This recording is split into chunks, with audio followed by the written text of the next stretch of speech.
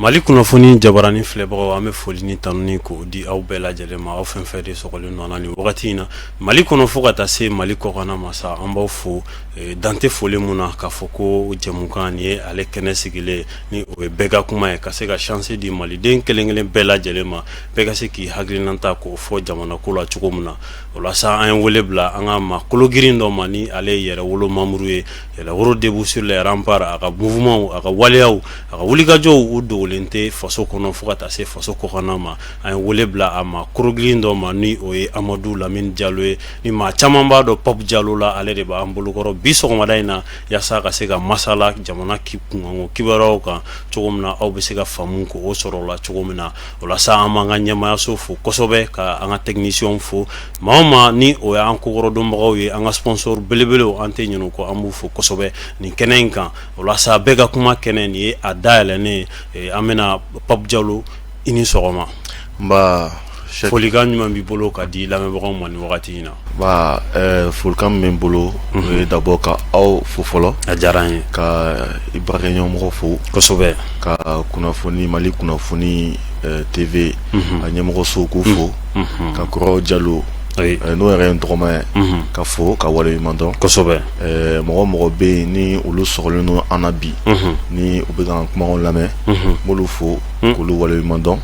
ka fɔ ko an bɛna kuma min da don sisan kosɛbɛ an ka Ala k'an kisi sitanɛ ka tɔɔrɔ ma ya rabi an bɛna kuma min bɔ an da kɔnɔ a kɛ sababu ye ka kɛ yelen ka kɛ hakilina sanuman ye kosɛbɛ ka ɲɛsin jamanadenw bɛɛ kelenna ma walasa a tɔnɔ ka se ɲɛsin an ka jamanaba in fana ma voilà donc foli min bolo o de filɛ nin ye kosɛbɛ o diyara an ye kosɛbɛ Amadou Diallo Papa ni maa caman b'a dɔn Pop Diallo la yɛrɛworo mamuru don ale maa dogolen tɛ bilen jamana in kɔnɔna la Pop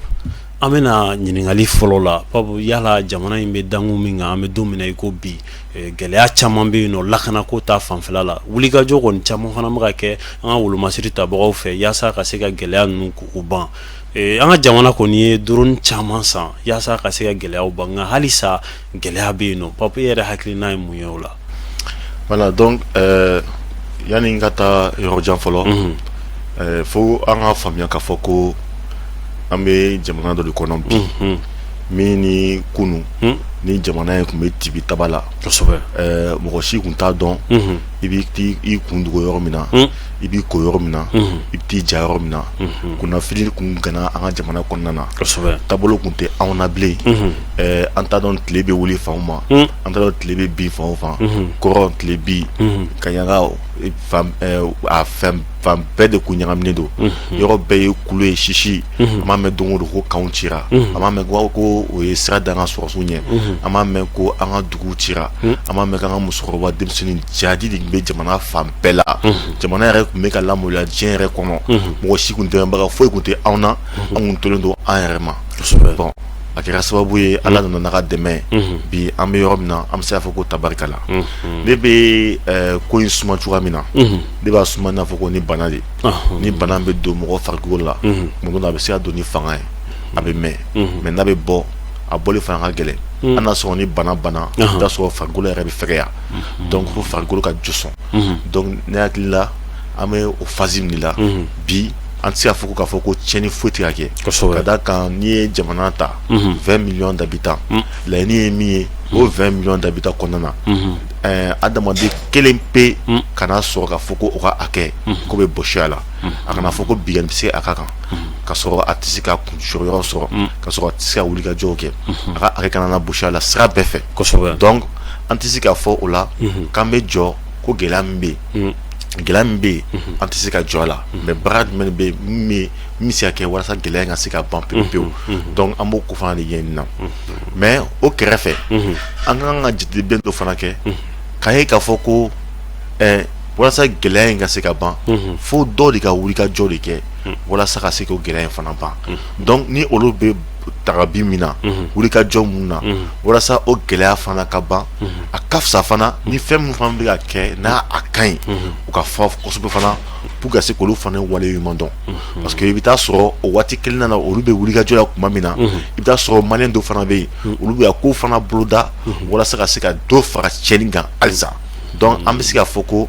ni jamana kɔnɔna na tibitaba bɛ fɛn fila ɲɔgɔn cɛ maliyɛn ɲuman ani maliyɛn jugu ani fasoden ɲuman ani fasoden jugu b'a dɔn kuma in fɔli a man di mɔgɔ caman ye mais kuma in fana ye tiɲɛ ye voilà donc ni min fana ye tiɲɛ o fana o ka ɲɛfɔ parce que dɔw bɛ ka baara kɛ walasa baara in ka se ka tiɲɛ ka taa fɛ a kana ɲa fewu fewu dɔw b'o o baara la mais dɔw fana bɛ baara la k'u yɛrɛ ni saraka k'u yɛrɛ ni di walasa tiɲɛni min kɛra an ka jamana kɔnɔ o tiɲɛni yɛrɛ ɲɔgɔnna kana kɛ bilen donc ne bɛ se ka kuma min fɔ gɛlɛya min bɛ anw kan n'a tɛ ka ban pewu pewu o ye dɔ fɔlen a la mais halisa an bɛɛ ka hakili to fɛn dɔ la c'est que waati min na baara bɛ ka kɛ walasa ka na ni nɔgɔya ye mɔgɔ caman de bɛ yen minnu labɛnnen don diɲɛ kɔ kan k'u bolo di jamanaden jugu dɔ fana de ma walasa ka se ka baara in tɔ nagasi ka taa fɛ gɛlɛya ka se ka kɛ o de la i b'a ye hali n'a sɔrɔ minnu bɛ terrorisme ninnu kɛ jatigɛ walenba ninnu kɛ masibakoba ninnu kɛ ni u b'a kɛ ni mugu ni kisɛ tasuma fagali bɛjugu ye mais i bɛ taa sɔrɔ dɔw fana bɛ yen olu fana ye terroriste de ye mais terroriste jumɛn olu fana ye commerçant ye olu ye commerçant terroriste fana de olu fana bɛ an ka jamana kan a bɛ n'a fɔ jamana bɛ nafolo bɔ sisan ka d'u ma ko u ka walasa dɔ ka se ka bɔ fɛnw sɔngɔ na o nafolo min bɛ labila u ye u b'o o nafolo daraki k'a bila u kun ka halisa k'a to fɛn sɔngɔ ka se ka yɛlɛ jamanadenw bɛ tɔgɔ a sira fɛ nka Pape n'i lajɔ o yɔrɔnin na yala jamana an bɛ don min na i ko bi wulikajɔ kɔni caman kɛra an ka jamana ɲɛmɔgɔw fɛ yaasa ka se ka na ni kɛlɛkɛ matériel caman ye hélicow b'o la avion de combat b'o la drone b'o la drone minnu ni u bɛ lajɛli kɛ fan caman fɛ ka jateminɛw kɛ drone fana bɛ yen nɔ minnu fana yɛrɛ bɛ kɛlɛ yɛrɛ kɛ bon n'a ma ɲɛ k'a fɔ ko nin caman nana halisa mankan bɛ sen na mun b'o k'o kɛ Pape e yɛrɛ bolo mankan mun bɛ sen na i bɛ o mankan de jateminɛ mankan suguya jumɛn don kɛlɛ min bɛ jamana kɔnɔ i b'a kɛlɛ fasuguya de lajɛ kɛlɛ fasuguya jumɛn de don jamana bɛ jamana na minnu bɛ yen drone min b'an bolo olu yɛrɛ de b'o dilan avion min b'an bolo olu yɛrɛ de b'o avion dilan marifa min bɛ an bolo olu yɛrɛ de b'o marifaw dilan ka yira k'a fɔ ko o marifa baden de bɛ n'a sɔrɔ n'a kelen b'an bolo yan o ba kelen de b'o bolo yen n'a sɔrɔ avion kelen de b'an bolo yan avion ba kelen de b'o bolo yen n'a sɔrɔ drone kelen de b'an bolo yan drone ba kelen de b'olu bolo yen mais i bɛ taa sɔrɔ hali gɛlɛya minnu bɛ olu fana fɛ yen ani tiɲɛni bɛ olu fɛ yen a dɔw yɛrɛ fana tɛ se ka kɛ an yɛrɛ fana fɛ yan parce que i b'a ye an ka jamana kɔnɔna na gɛlɛya jumɛn de tun b'an kan minnu bɛ yen n'u bɛ dɔrɔgu feere jamana ni jamana ɲɔgɔn cɛ n b'a fɔ ko narcotrafiquants olu bɛ o gɛlɛya b'an ka jamana kɔnɔ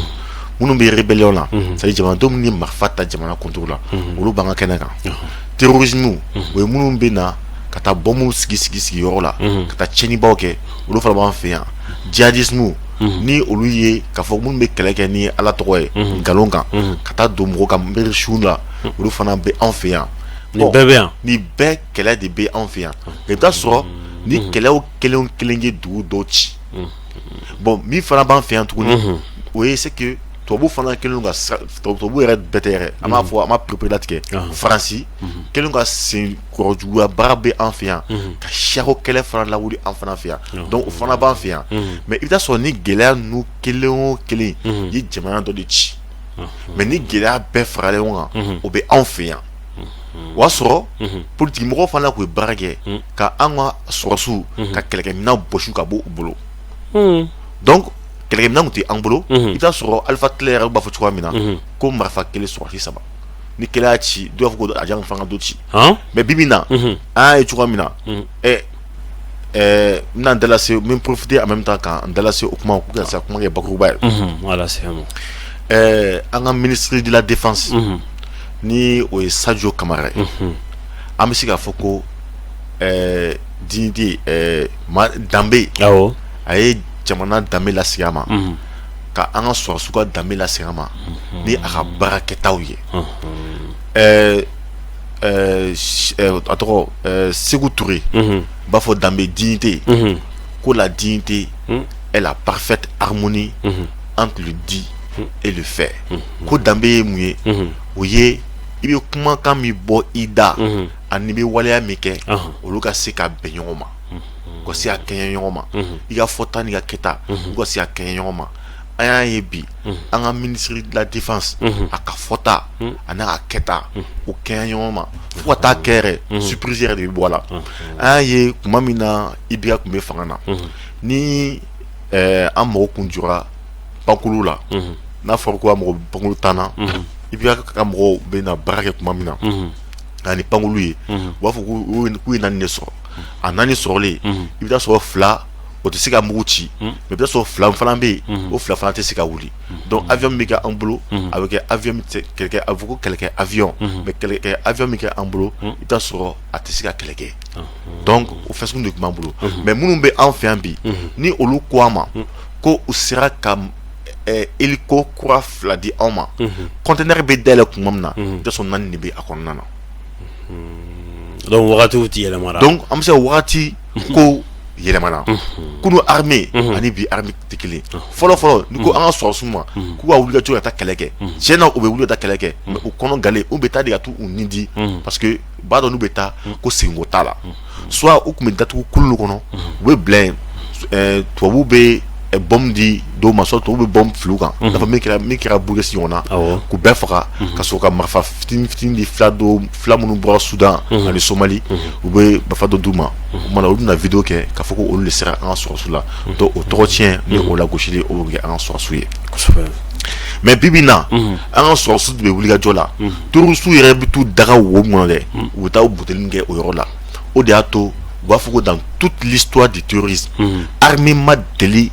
ka aso kɛ jugu kan ka wuli ka jɔ kɛ ɲɛsin jugu ma ka fagali kɛ jugu kan ka tɛmɛ Mali armée y'a kɛ cogoya min na min kɛra Mura wuli ka jɔ kelen u ye terroriste min da k'o bɔ a la a ka ca ni terroriste 200 ye wa a bɛɛ kun ye ɲɛmɔgɔ de ye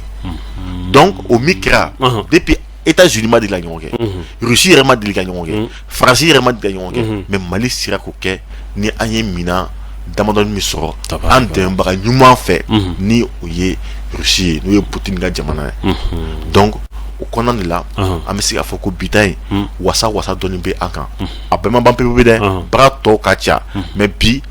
an bɛ se ka an jigi bɛ se ka fa k'a fɔ ko an bɛ ka taa sira min fɛ o sira kuncɛ cogo o ka ɲi ka tɛmɛ an kun bɛ sira min kan ka da kan o sira o kun ye jamana tununi sira de ye. kosɛbɛ Pop Jalo ni maa mun ye ɲininka an bɛ don min na i ko bi SEMA ni o ye jɛkulu ye ni a bɛ fɔ a ma coordination des mouvements de l'Azawad bibi in na u ka wulikajɔ a bonyalen don kosɛbɛ e yɛrɛ bolo bibi in na Mali ni SEMA u na se ɲɔgɔn ma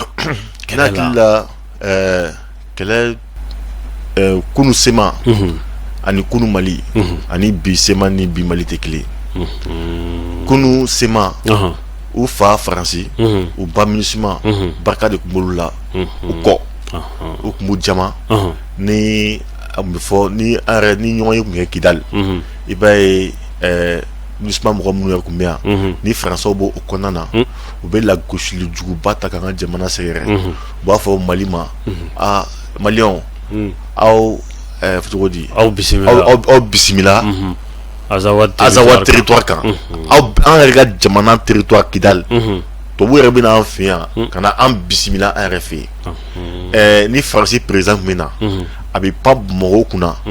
an ka palais bɛ yɔrɔ min na président bɛ yɔrɔ min na a bɛ pan yen ka taa fo ko nord la Gao walima Kidali an ka président bɛ avion ta ka taa a sɔrɔ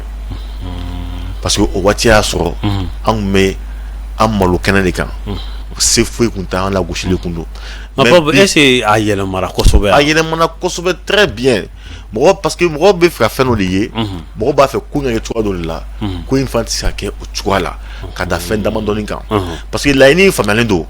kɛlɛ kɛkun tɛ ka fɔ ka kɛlɛ kɛ ten dɔrɔn kɛlɛ kɛkun tɛ o kɛlɛ kɛkun ye mun ye o ye ka se de sɔrɔ ka se sɔrɔ mais se yɛrɛ gansan fana tɛ mais ka na ni lafiya fana de ka na ni basigi ye kɛlɛ o kɛlɛ n'a tɛ se ka kun cɛ ni basigi ye jamana man kan tɛ ka sen o kɛlɛ la ka da kan jamanadenw ka laɲini fɛn fɔlɔ ye min ye o ye basigi ka na jamana kɔnɔna na baara ka kɛ faso ka jɔ bɛɛ ka lafiya hɛrɛ ka se ka bonya mɔgɔ ka laɲini y'o de donc ni i bɛ fɛn o fɛn boloda n'a sɔrɔli tɛ kaɲa ni o ye nafa tɛ o ko in kɛli la kuma laɲini ye mun ye ko kunu ani bi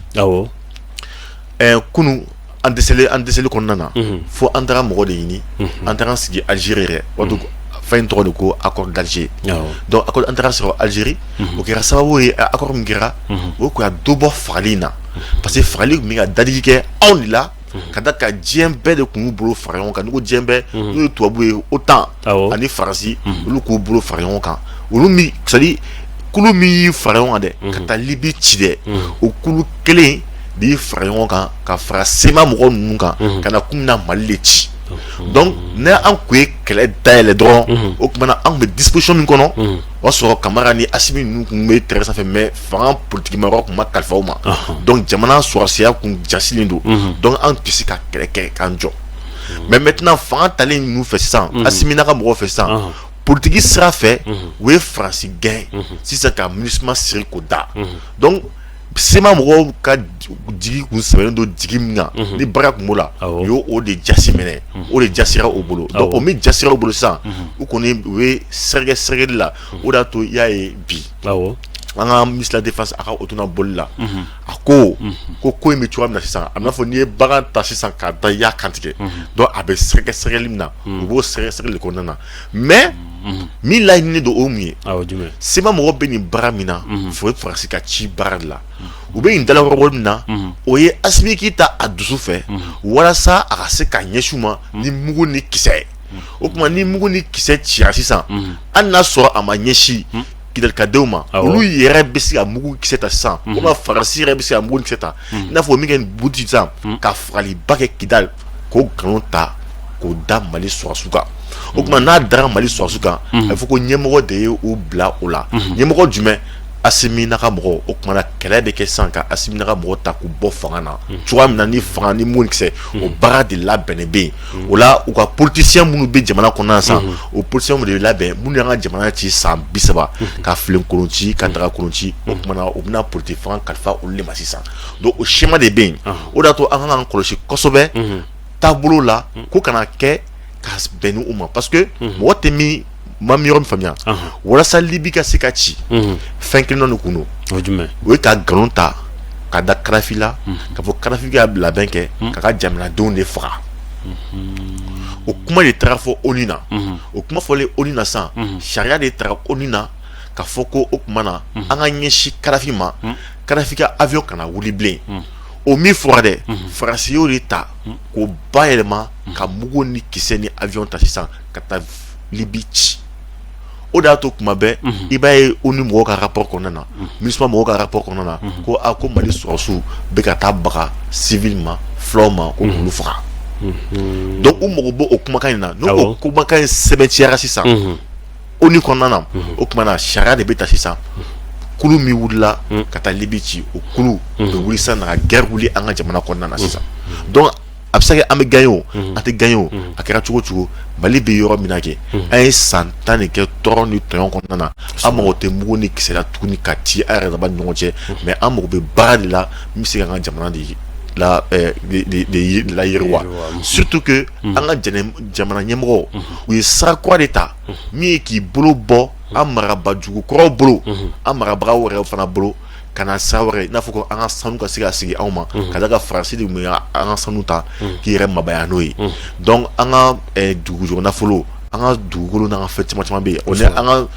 société entreprise ninnu bɛ yen ni Faransi kun b'a bɛɛ kan a bɛɛ kan ka segin ka na jamana yɛrɛ de kan jamana farafinna jamanaw bɛ ka commencer ka bolo di ɲɔgɔn ma daminɛ o yɛrɛ dama ni ɲɔgɔn cɛ i n'a fɔ ko par exemple Guinée Burkina ani Mali olu commencer ka bolo di ɲɔgɔn min kɛ donc n'o bolo di ɲɔgɔn barika bonya kosɛbɛ fangaba de bɛ don anw na o tuma na minnu kun b'u anw exploiter wala minnu b'u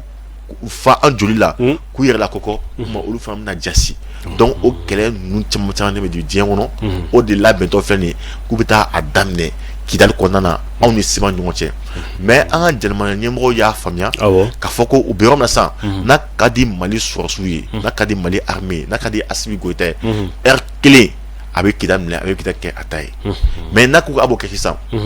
i bɛ taa sɔrɔ Kidali yɛrɛ mɔgɔ dɔw bɛ sɔrɔ minnu ye faso denjugu ye Kidali yɛrɛ denjugu don hali Kidalikaw yɛrɛ t'o tigi fɛ u bɛ na fara Faransɛw dɔw kan ka mugu ni kɛ k'u ɲɛ datugu i n'a fɔ u y'a kɛ cogo min na ka sɔrɔsiw attaquer ka taa baga Kidali yɛrɛ civil ma ka taa olu faga k'o nkalon ta ka da Mali sɔrɔsiw kan donc i n'a fɔ ko farabugu ko in kɛra cogo min na farabugu ko in kelen mɔgɔ caman de wulila ko ko Mali fo Mali sɔrɔsiw ka taa mugu ni kisɛ de ci farabugu a don masina Assimi Kontra, attaque vice-président, attaque Farabougou. Ama somu ni se chilimo. Parce que ako, munu be Farabougou, ni obligata Farabougou mugo ni setara Farabougou ka otro, ku toyon ku fara. Ko ni aya nyeshuma, na tu dugo Farabougou ka de oronyana man chamandla. Okmana olu farato, okmana chen na do Farabougou ka deuna. Donc anga frère buluda, mi mato amsika jugu sembo la kumamna, ka so amasika ama troni toyon na se toma. Donc o frère de bola, o dato mu c'est clé machi Farabougou mais bi ana so akoma dia ko sobe mais bi am sa fugo alhamdulillah katino ko le fanaka tabarikala Pap Diallo aminyinga alsa wol masiri tabaw ka konyawla yala yelemal bado kera wol masiri tabaw ka nyama soula chef d'état-major ou yelemara directeur gendarmerie directeur ou yelemara yala ni yelemal bayin akunyo mune ko kurare bna ke armée ko la mawte mundo ou be mune do. Voilà, c'est-à-dire, follow, ni quoi j'étais mec, il va y avoir foko, alni anga swasuka chakeda son j'étais né, akuma chakosobe. Bon, follow, flana yemi, de fait que amatia, a tissé ka jamana swasia la belni, a musarako, a joso chugo, a barke chugo, ka wasadi abema. Kadaka chake da so munu kumbe barake da bolo fara munu kumbe ulu kuma baraka baku tula kosobe we follow flana emiye ibta so ali o watila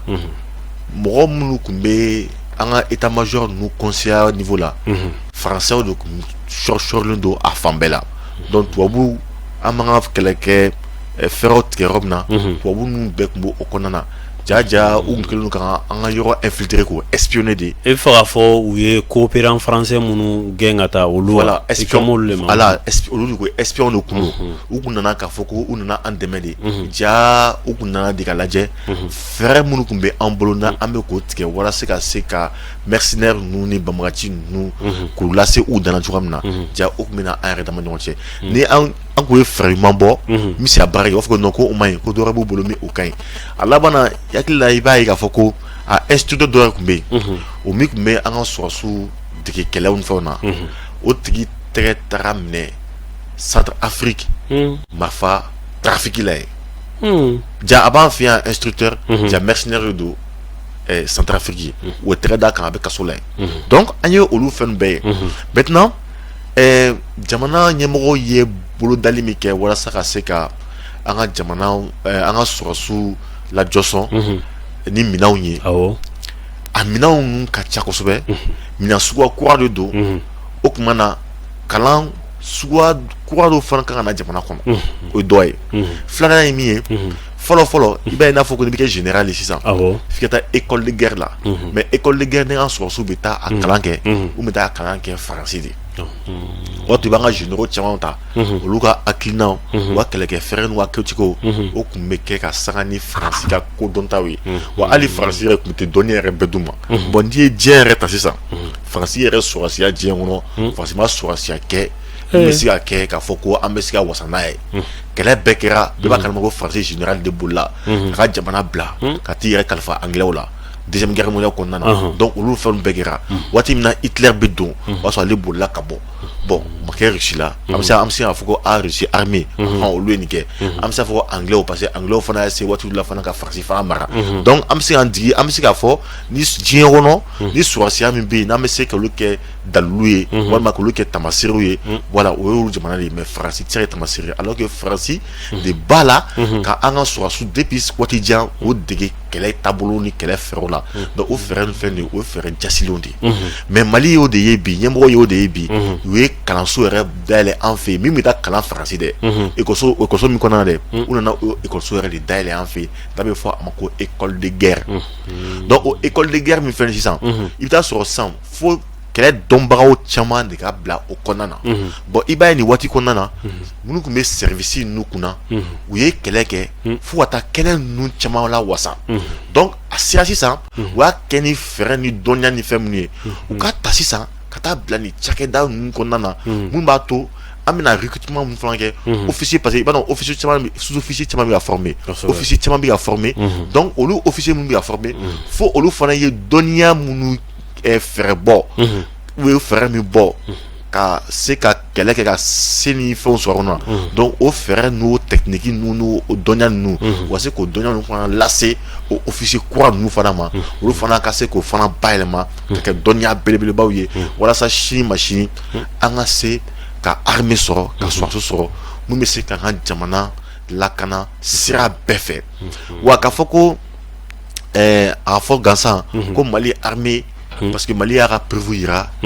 Maliens mana taa formation na fan o fan n'u ma kɛ fɔlɔ ye i b'a sɔrɔ ni jamanadenw ye 40 wa 50 ye ni Malien ma kɛ fɔlɔ ye a bɛ kɛ filanan walima sabanan an bɛɛ y'a ye kɔsani na Russie la u ka char bolili na i yɛrɛ a vidéo nin fana bɛ bɔ i b'a ka Malien denmisɛnnin 3 ye n'u y'u bɔra ni char ka char don ji kɔnɔ k'u pan ka bɔ n'a ye n'u ka ɲɛsin poto ma n'u ko boum a tun bɛ poto minɛ ko Russie yɛrɛ ɲininka ko Malien yɛrɛ bɛ char bon kɔgɔji t'an fɛ yan baji kɔni b'an fɛ yan bon char ɲɛnama ba t'an fɛ yan mais comment se fait-il que an ka nin denmisɛnninw sera nin baaraba ɲumanba ye fo ka taa kɛ fɔlɔ ye bon ni bɛɛ kɛra donc ça veut dire que jamana in kɔnɔna na n'an ye armée sɔrɔ armée in man kan tɛ ka kɛ a fɔ ko non ko farafinna donc an ɲɔgɔn tɛ yen ou bien CEDEAO kɔnɔna na dɔrɔn an ɲɔgɔn tɛ yen a ka fɔ yɛrɛ ko diɲɛ yɛrɛ kɔnɔ kɛ ni armée bɛ fɔ Mali armée ka se ka fɔ i n'a fɔ bi diɲɛ kɔnɔ n'i ko Mali diplomatie k'a kuma bɛ fɔ Mali n'i ko diɲɛ diplomatie bɛ fɔ i bɛ Mali diplomatie tɔgɔ fɔ ka d'a kan an ka ministre Abdoulaye Diop bɛɛ y'a ye bi a ye baara ɲuman kɛ kɛlɛ fɛn fɛn dayɛlɛ la diplomatie la ale ni Faransi ni mɔgɔ ɲɔgɔn cɛ a y'u bɛɛ kɔ da dɛnɛn na a laban yɛrɛ la n'a bɔra k'a bɛ a laban tellement que kɛlɛ kɛ ka kɛnɛ fɛrɛ don min na an ka ministre par intérim Abdoulaye Maïga Abdoulaye Maïga a taali ONU kɔnɔna na a donna dɔrɔn Faransi bɔra a donna dɔrɔn Faransi bɔra donc o b'a yira k'a fɔ ko bi ko ni Maliens n'an sɔnna k'an bolo di ɲɔgɔn ma kɛlɛ taabolo kan an ta de ye wasa wasa ye kosɛbɛ an bɛ lamɛnbagaw ladɔnniya sa k'a fɔ ko Amadu Lamini Jalo ni maa caman b'a dɔn Pape Jalo la mouvement yɛrɛ wolo kɔnɔna la ale de b'an bolokɔrɔ bi sɔgɔmada in na ka se ka masala jamana kunkanko kibaruyaw kan Pape Jalo aw ka wulikajɔ ni o mouvement yɛrɛ wolo ye u ka wulikajɔ bonyara kosɛbɛ kosɛbɛ MINUSMA gɛnni ko la wagati dɔw yɛrɛ la aw kun ye ultimatum yɛrɛ ko kumaw bɛɛ lajɛlen fɔ k'a fɔ ko MINUSMA kɔni k'aw bɛna gɛn ka taga yala a ko bɛ dankun jumɛn kan an bɛ don min na i ko bi maa tɛ k'aw mankan mɛn bilen dɛ ou bien fɛn de dira aw ma voilà donc i b'a dɔn kɛlɛ fɛn nin kɛlɛ fana ye fɛɛrɛ de waati dɔ la parce que n'i ye mɔgɔ caman ɲininka u b'a fɔ ko yɛrɛ ko mɔgɔ débouche les remparts an kɔni an de bɛ bɔlɔn kɔnɔ ten dɔrɔn a b'a la France a b'a la France a b'a la MINUSMA a b'a la MINUSMA mais o bɛ ɲinɛ min kɔ n'an bɔra ko a b'a la France n'an bɔra ko a b'a la MINUSMA i bɛ t'a sɔrɔ a b'a la France ni a b'a la MINUSMA ye o fana tintinlen don dalilu dɔ de kan ani fɛɛrɛ dɔ de fana kan yan'an ka bɔ an ka kule i bɛ t'a sɔrɔ an ye fɛn caman de labɛn dugumana la donc an ye fɛn fɔlɔ min labɛn ka taa ɲɛsin MINUSMA ma a bɛ fɔ o ma ko sommation c'est-à-dire yanni ka mugu ci fɔlɔ parce que dɔ bɛ yɔrɔ jan n'i ka mugu cɛla fɔlɔ i b'a ci sanfɛ fɔlɔ de ka fɔ a tigi la ko bɔn k'i bɛna le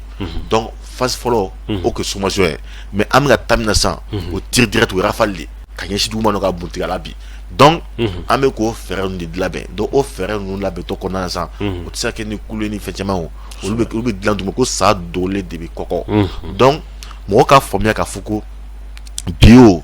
sini o MINUSMA ye anw de jugu ye faso jugu de don o kumana o bɛ an fɛ yan a tɛ ka bɛn anw ma nka kɛlɛ bɛ kɛ cogoya min na kɛlɛ bɛ kɛ ni fɛɛrɛ de parce que ni kɛlɛ kɛ cogoya dɔ la i kana t'i jo kɛ i jalakili ye parce que kɛlɛ kɛ kun n y'a fɔ cogoya min na kuma daminɛ kɛlɛ kɛ kun de i ka se ka wasa sɔrɔ i ka se ka se sɔrɔ se min b'a to i bɛ se ka hɛrɛ sɔrɔ ni i tɛ se ka hɛrɛ sɔrɔ ni se min ye o se kana to o ɲini parce que mɔgɔ i bɛ kɛlɛ kɛ k'i jigi da fɛn ɲɛnamaba fila de kan n'i bɛ kɛlɛ kɛ i bɛ kɛlɛ kɛ ka tiɲɛ de to i bolo n'i bɛ kɛlɛ kɛ i bɛ kɛlɛ kɛ ka se de to i bolo n'i ye kɛlɛ kɛ tiɲɛ min bolo se t'i bolo n'i kɛ i jugu ka a yɔrɔ la an n'a sɔrɔ tiɲɛ b'i bolo a bɛ se a si la dɛ o tuma i n'i ka tiɲɛ i tɛ se sɔrɔ dɛ nka maa caman mais o ye fɔlɔ ye filanan ye min ye n'i ye kɛlɛ kɛ so tiɲɛ t'i bolo se b'i bolo bon bi i bɛ se a tigi la ka ni tiɲɛ fana kunbaga don min na o don fana bɛ se ka kɛ sababu ye i jo bɛ k'i jalaki ye dɛ donc an bɛ nin bɛɛ de jateminɛ kɛlɛ kɔnɔ yanni an k'an kɛ kɛlɛ kan bi an bɛ yɔrɔ min na a jɛlen don pas ko tiɲɛ bɛ anw de bolo mais seko in seko fana bɛ an bolo maintenant an bɛna se ta sisan u sɛgɛrɛ cogoya min na ka sɔrɔ kɔlɔlɔ ma bɔ a la min bɛ se ka kɛ tiɲɛni ye ka ɲɛsin an ka jamana ma an bɛ k'o fana de jateminɛ kɛ ka sɔrɔ ka kɛ o kan n'o tɛ a tɛ hali lɔgɔkun a tɛ tile 4 ɲɔgɔnna bɔ an ye ɲɔgɔn ye ba dɔ kɛ boucher travail kɔnɔna na ka lajɛ halisa ka fɛɛrɛ ka kɔnɛ jɛya kosɛbɛ n'an m'an ɲɛsin MINUSMA ma don min na u ka koso n'u ka kasa u b'a cɛ ka bɔ an ka jamana kɔnɔna na. Yala MINUSMA ɲɛmɔgɔw ni aw bɛ ɲɔgɔn kuma ɲɔgɔnya. Bon waati dɔ la parce que le 22 septembre ni an ka ASOKU kan an ni u ka ɲɛmɔgɔ dɔw ye ɲɔgɔn sɔrɔ parce que hali don min na an taara lettre déposer ka f'u ɲɛna k'u ka minɛnw cɛ ka bɔ an ka jamana kɔnɔna na u y'a yira n na u y'a tɛ dɛ u y'a fɔ an ɲɛna ko an bɛ ka kuma fɛn fɔ k'a kuma bɛɛ ye tiɲɛ ye ko tiɲɛ yɛrɛ la ko MINUSMA ma na an ka jamana kɔnɔ kɛlɛ kama dɛ wa k'a kɛlɛkɛcɛ t'u bolo a kɛlɛkɛminɛn t'u olu bolo ni an yɛrɛ bɛ se k'olu dɛmɛ walasa olu ka se ka diɲɛ yɛrɛ c'est-à-dire olu ka se k'u titi anw kan walasa du ka se ka fara olu ka nafolo kan walasa u ka se ka taa baara ni fɛnw kɛ ko an ka olu dɛmɛ o baara la an bɛ aw dɛmɛ o baara la cogo di ni aw yɛrɛ y'a fɔ aw ɲɛna k'a fɔ ko an nana mission minnu na ko a tiɲɛ na n'i y'a ta sanfɛla la a bɛ fɔ ko an nana an kisi an nana kɛlɛba la mais n'i y'a ta a jukɔrɔ yɛrɛ la dɔwɛrɛ tɛ dɛ mɔgɔ retraité minnu bɛ aw bolo ou bien famaden walima guerre tun bɛ jamana min kɔnɔ ni o guerre jɔra sisan o sɔrɔsiw de talen bɛ u bolo yan sisan ka na sa u ka nin baara ninnu kɛ MINUSMA kɔnɔ ka nafoloba de sɔrɔ MINUSMA kɔrɔ tɛ dɔwɛrɛ dɛ amusement pour avoir de l'argent point kuma bɛɛ dafalen filɛ kuma yɛrɛ kan tuguni kɔfɛ o kuma si tɛ tiɲɛ ye tuguni donc waati dɔ kɛra an n'olu kumana o kuma kɔnɔna na u y'a ɲini an fɛ an ka se ka dɔ bɔ ou bien an ka kɛlɛ jɔ an kun ma se ka kɛlɛ jɔ waati min na a bɛ ka nkalon ta k'o da an ka jamana kan an ka jamana coro diɲɛ kɔnɔ walasa an ka jamana ka se ka ci ni a taara n'a ye an tɛna se ka jɔ n'a ye an b'aw kɛlɛ bi an b'aw kɛlɛ diɲɛ na an b'an kɛlɛ aw yɛrɛ ɲɔgɔn cɛ an tɛna kɛlɛ jɔ donc o kumakan de tɛmɛ an ni ɲɔgɔn cɛ u y'a sigi k'a fɔ k'u bɛ fɛn caman fɛn walasa ka se ka fɛn dɔ d'an ma walasa an ka to ka fɛn an ma sɔn ka wari d'aw ma wari yɛrɛ dɔrɔn tɛ mais hali pɔsuko kuma ni fɛn camanba de fɔra anw ɲɛna nin ko in na mais an ma sɔn an ko non an b'an faso de fɛ nous préférons la dignité dans la pauvreté que l'opulence dans l'esclavage Sékou Touré bɔsɔn fana de aw ye a ye min fɔ ko u bɛ danbe fɛ sɛgɛn kɔnɔ ka tɛmɛ ka fɛn sɔrɔ k'i to jɔnya fana la donc an fana taabolo de y'o ye donc an ma sɔn o ma donc MINUSMA mɔgɔw ni jamanadenw an b'a ɲɛfɔ halisa jamanadenw k'u jɔlen to waati min na an bɛna bɔ ni kunkan ye k'a fɔ ko u k'u ka minɛnw cɛ n'u m'a cɛ a la hɛrɛ la o tuma u b'a cɛ jagoya la u bɔ an ka jamana kɔnɔ donc an b'an kɛlɛ sɛgɛn o ko la kosɛbɛ ola an bɛ taga ɲɛfɛ halisa Pop Jallow an bɛ don min na ko bi san 2023 san 2023 o ye kalafili wagati i b'a fɔ a fɔra cogo min na jamana ɲɛmɔgɔw fɛ san 2024 fana o ye élection présidentielle n'o ye jamana kuntigi kalata ye o kuma minnu kɔni fɔra an bɛ don min na ko bi a bɛ i n'a fɔ aw bɛɛ bɛ fɛ ka bɔ a dɔgɔkɔrɔ bibi in na maa caman bɛ yen nɔ fana minnu fana bɛ ka fanga in ka a jukɔrɔma don ni o ye les soutiens de la transition olu caman ka hakili na a bɛ ka taa sira mun fɛ o ka ɲi yala yɛrɛwolo aw ye hakilina jumɛn sɔrɔ nin ko in bɛɛ lajɛlen kan voilà donc hakilina bɛ anw na hakilina fila tɛ anw na d'abord mɔgɔ caman b'a fɔ ko soutien à la transition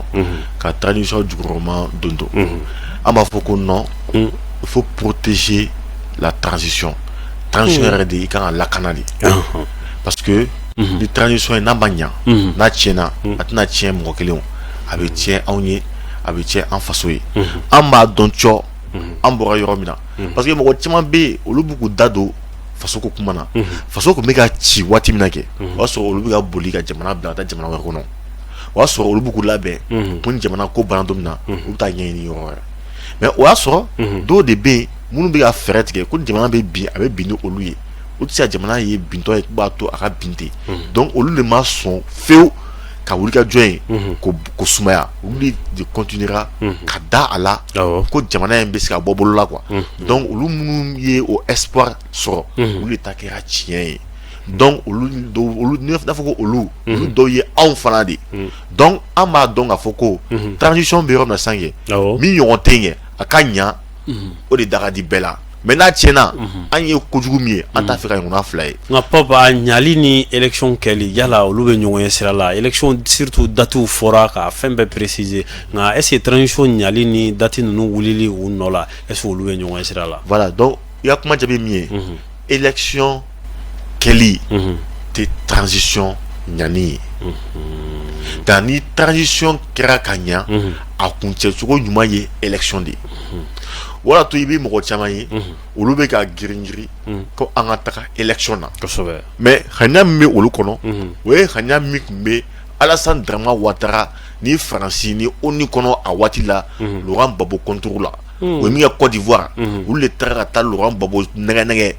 Gbagbo an ka taa élection na o yɛrɛ taara don Faransi u ka parti socialiste minnu bɛ yen ni o ye Laurent Gbagbo terilakaw ye u taara fɔ teriw fana ɲɛna an ka taa élection na an ka taa élection na a laban na Laurent Gbagbo ko a ye fɔ don min na o kɛra jamana yɛrɛ cilen ye paw donc o élection bɛɛ y'a ye o kun cɛra ni min ye élection laban ni mun ye rébellion mun ye guerre mun kɛra fagali kɛ kojugu fo ka taa kɛ Alassane Dramane Ouattara bi sigi Côte d'Ivoire kunna cili ni tasuma de la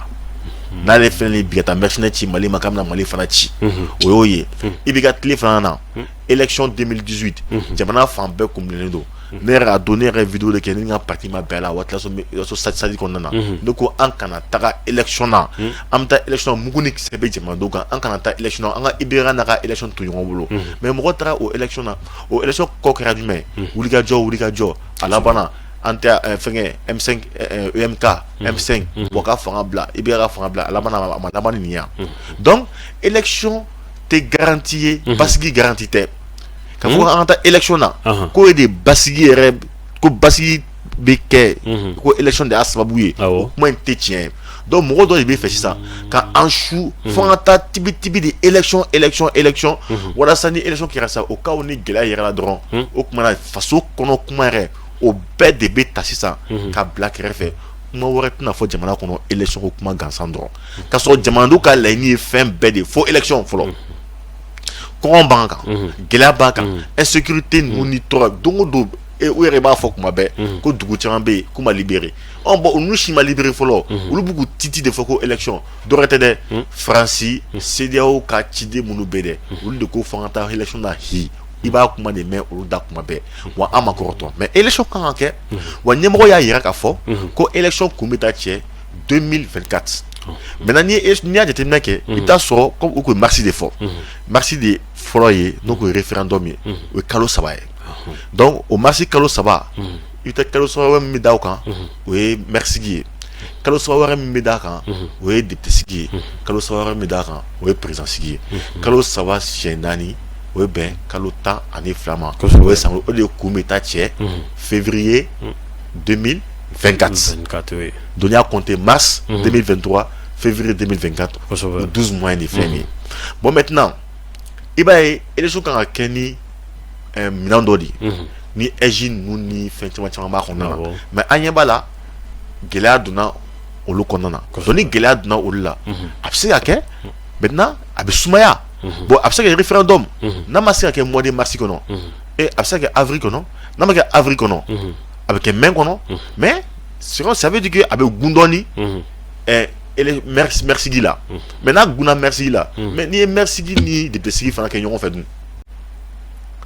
kalo 3 kɔnɔ yan'a ye kalo 6 kɔnɔ c'est kalo 3 kɔnɔ ça veut dire que mɔgɔ kan k'u jɔ de fo 2024 février o waati de la an bɛ se k'a fɔ ko élection ko in bɛ cogo di parce que tant que o ma se fɛn caman bɛ se ka yɛlɛma hali ni élection 4 ma se ka kɛ kalo 3 mais dɔ bɛ se ka kɛ kalo 4 dɔ bɛ se ka kɛ kalo 1 dɔ bɛ se a bɛ se ka raccommoder cogo min na a bɛ raccommoder o cogo la mais mɔgɔ kan man tɛ k'a fɔ k'u bɛ chronogramme k'u b'u ɲɛsin waati k'u ma fɔlɔ mais u ka ɲɛsin baarakɛminɛnw de ma fɔlɔ ɛji bɛ dilan cogo di ka ban carte biométrique bɛ dilan cogo di ka ban fɛɛrɛ ni fɛɛrɛ jumɛn de bɛ tigɛ walasa a ka se ka kɛ ka bɛn n'a waati ye ne bolo o de ɲininkali kan ka tɛgun o de kan ka jaabi ka tɛmɛ k'a fɔ ko waati sera dɛ an m'a kɛ fɔlɔ dɛ waati non ne kun bolo kɔni nga pa mɔgɔ caman bɛ yen nɔ minnu bɛ ka jalaki bi i n'a fɔ maa minnu bɛ fanga la an bɛ don min na i ko bi k'a fɔ ko nin ko in kɔni tɛ dɔwɛrɛ ko mauvaise volonté don yala e fana b'a ye ten tɔ non ne t'a ye ten parce que ne ma depuis u ye baara daminɛ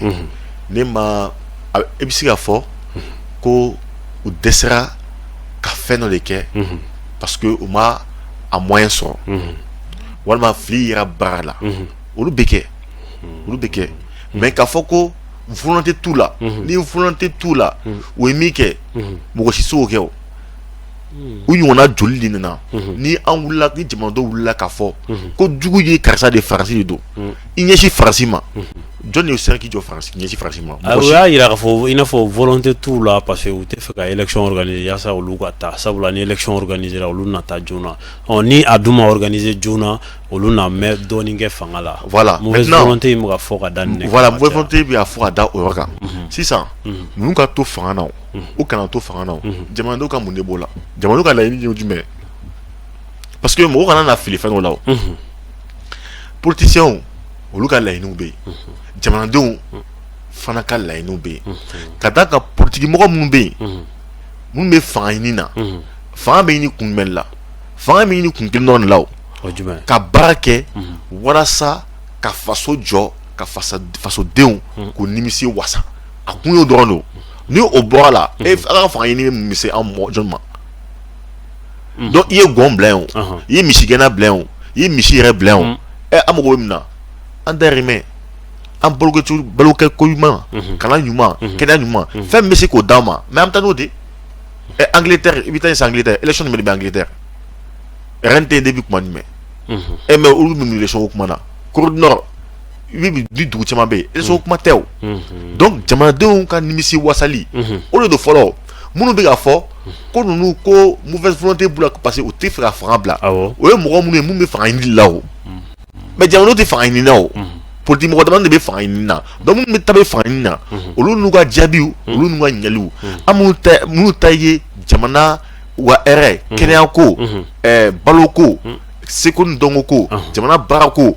olu minnu ka objectif ye o ye olu tɛ se k'a fɔ ko olu ta ye mauvaise volonté ye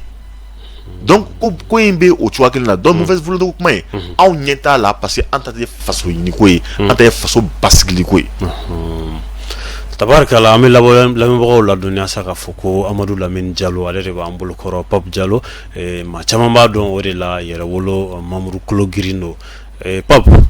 bibi in na sunkalo kɔni a bɛ ka surunya hali kunu an ye maa dɔ invité an ka plateau kan ale y'a yira k'a fɔ ko ni jamana ɲɛmaaw ma wuli k'u jɔ ko sogo fana o da na gɛlɛya sunkalo setɔ in na yala yɛrɛwolo fana mouvement don mun ni a bɛ fɛn caman bɛ a bolo anticiper yala a ye hakili jagabɔ kɛ nin ko ninnu kan yaasa sunkalo kɔni au moins o ka se ka sɔrɔ nɔgɔya bɛ fasodenw kan. Vraiment i ka ɲininkali diyara ne ye kosɛbɛ parce que je pense que hali kunu dɔ sera ma dibi la ka na kuma dɔ ɲɛfɔ an ɲɛna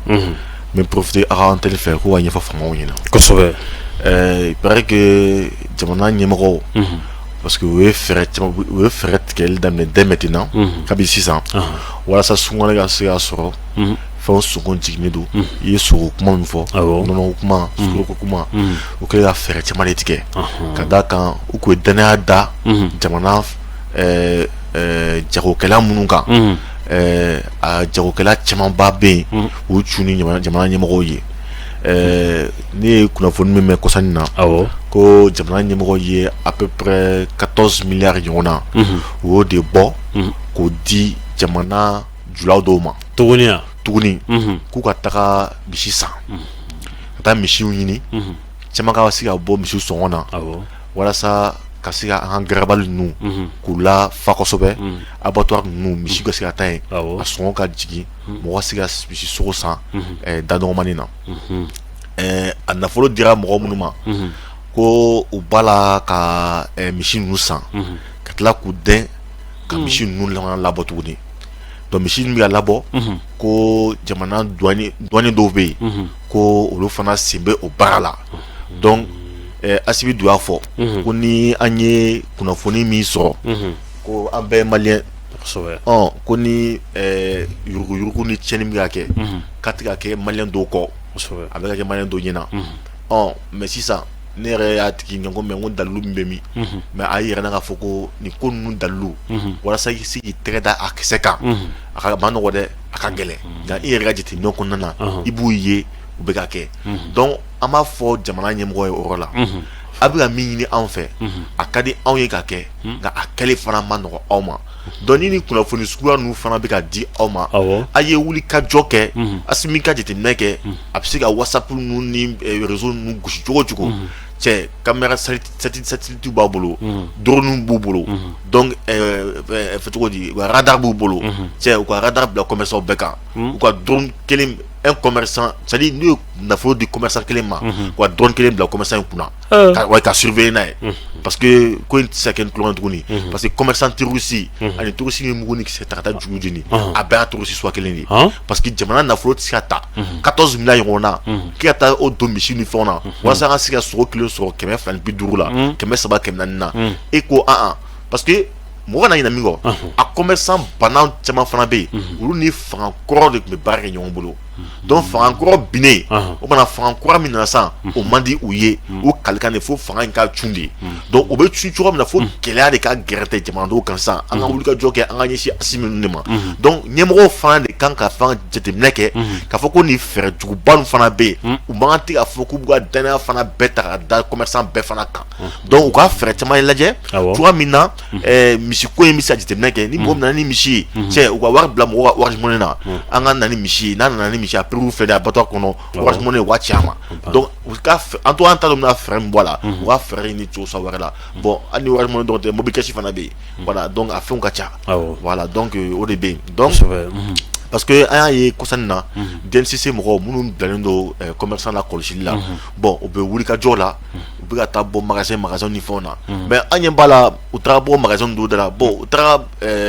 bière ninnu ni mɔgɔw ka whisky ninnu ka fɛnw ka to o magasin dayɛlɛ ka taa fɔ ko dɔw kɛcogo man ɲa bon an kɔni bolo yan'a ka taa ɲɛsin gulɔ ni fɛnw ma bon sukaro ko gɛlɛya de b'anw kan yan nɔnɔ ko gɛlɛya de b'anw kan yan balo ɲɔ ni fɛnw gɛlɛya b'an kan a tɛ taa o magasin fana dayɛlɛ fɔlɔ an k'u lajɛ a k'u sɔngɔ préféré k'u bɛɛ a bɛ taa minnu tigɛ gulɔko la baloko de b'anw na fɔlɔ donc il faut que o bɛɛ de ka jateminɛ fɔlɔ donc ni hali baara ninnu taabolo la an kɔni bolo hali o DNCC mɔgɔ min bɛ contrôle la an bolo camanba de b'u ka baara u t'u ka baara kɛ a kɛcogo la parce que o ye kuma dɔw fɔ kɔsani na k'a fɔ k'u ye baara kɛ k'u taara dɔ nɔ minɛ miliyari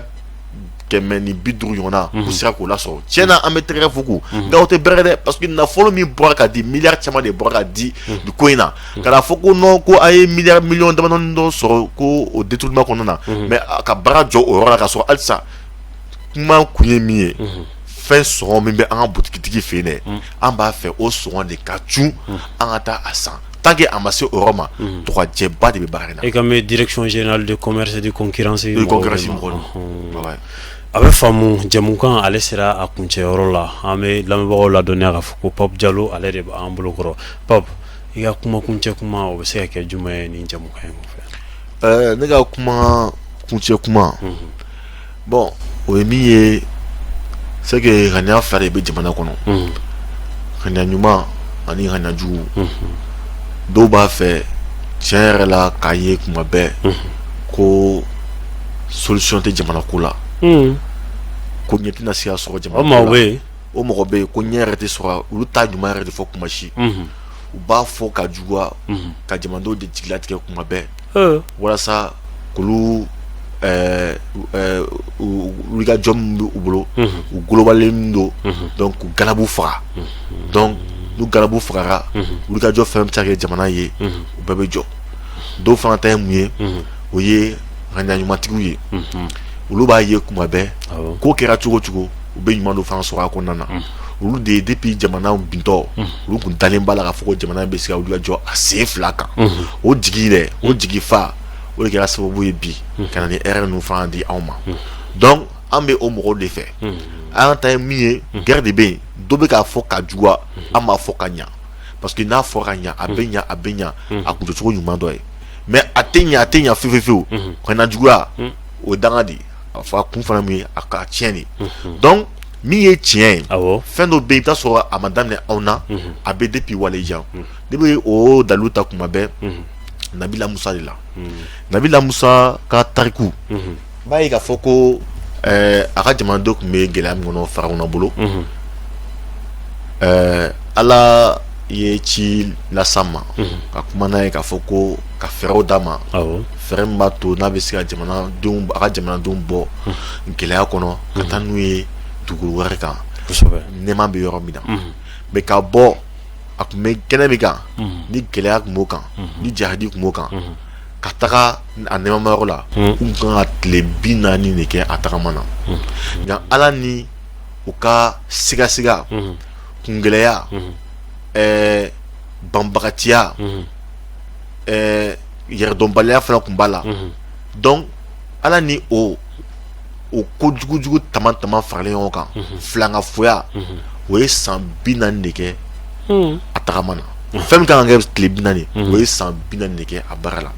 donc o b'a yira k'a fɔ an maliyɛn minnu filɛ nin bi tiɲɛ yɛrɛ la Mali laban ye hɛrɛ o ye tiɲɛ ye a kɛra cogo o ye tiɲɛ nka an bɛ se ka kɛ waati kunkurun kɔnɔ ka a waati fana bɛ se ka janya a bɛ dépend mun na an ka sigasiga an k'o dabila filankafoya an k'o dabila nkalontigɛ an k'o dabila kungɛlɛya an k'olu dabila an ka ɲɔgɔn kɛ kelen ye ka ɲɛsin jamana hɛrɛma yɔrɔ ma n'o kɛra hali n'a sɔrɔ an ka kan ka tagama min kɛ